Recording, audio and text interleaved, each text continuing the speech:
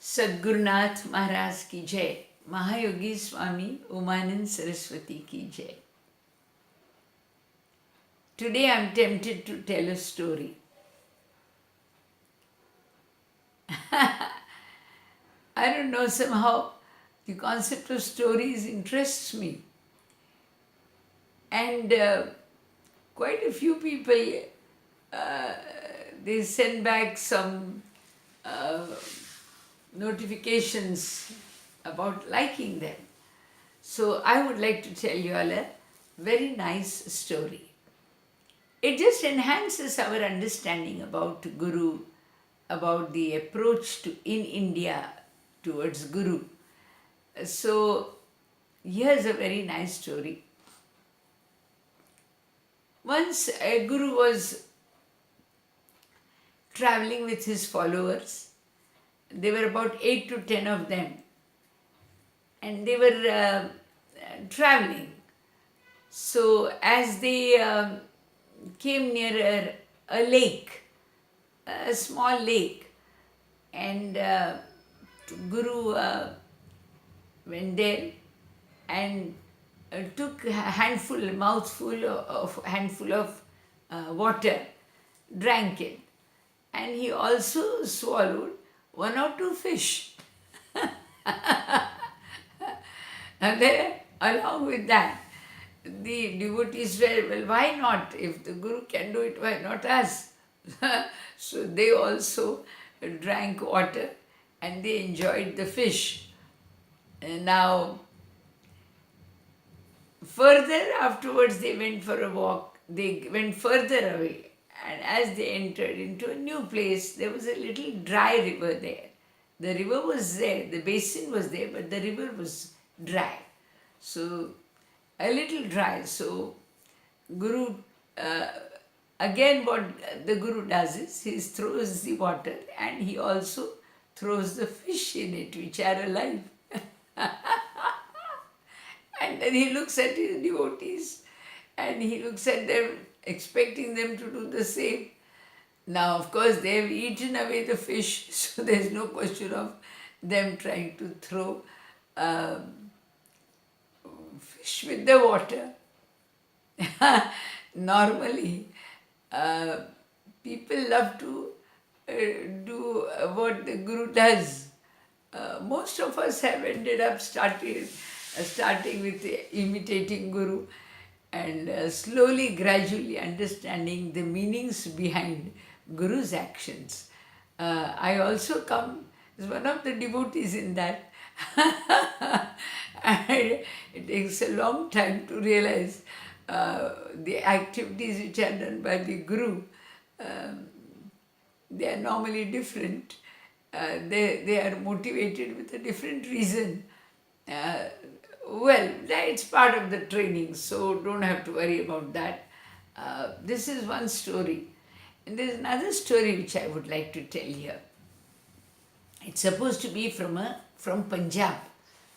And once the Guru also again was with a couple of devotees, was traveling. And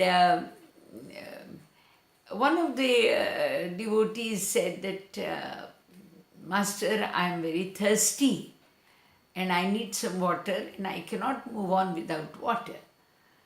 So the Guru looks around and on a hillock he sees a small hut.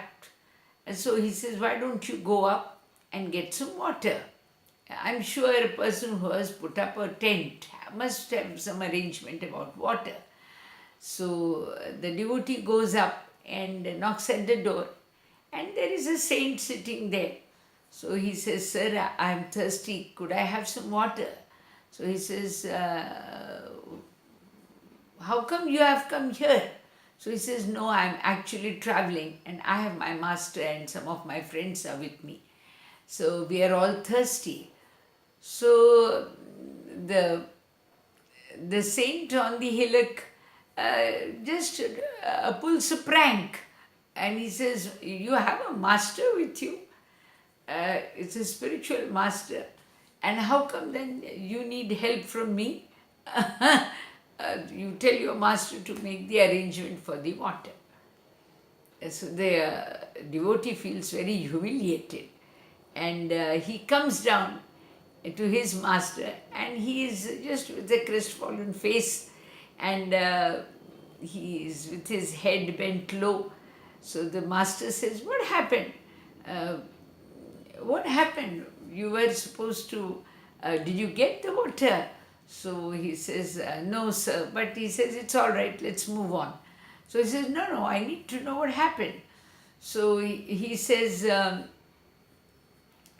"I was told that since you have a guru with you, he must have the capacity to make alternative arrangements instead of asking for help from another saint." Now the master smiles.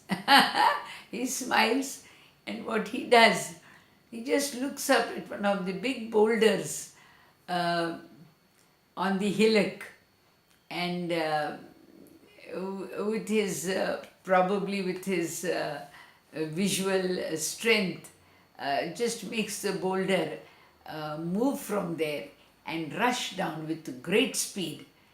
And the boulder comes and very strikingly hard. It comes, and it almost falls right in front of the master, and the master just puts a hand and stops it. But where the boulder strikes the ground, a spring of water springs up.